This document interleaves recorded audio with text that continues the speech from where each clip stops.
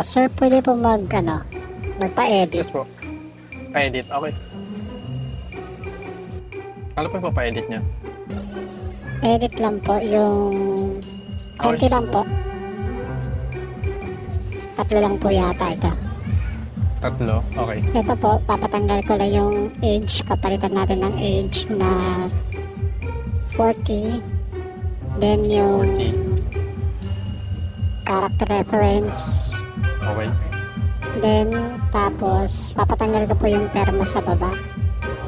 Tapos, perma. yung picture po, pwede mo palagyan ng picture yan. Pwede naman sir. Po. Then, ito pong experience. Experience. Papadagdag ko po, papaalis ko po yung nasa ilalim. Tapos, Loko to ah. Ano Sabi po ba? konti lang ah. yung educational attainment po, aalisin ko na po yung elementary kasi considered naman siya na tapos ka na kasi college na. Papalagay ko na lang po yung mga achievements ko. Okay sir. Yun lang po. Magkano po pag ganun? Siguro sir sabi mo kanina konti lang eh.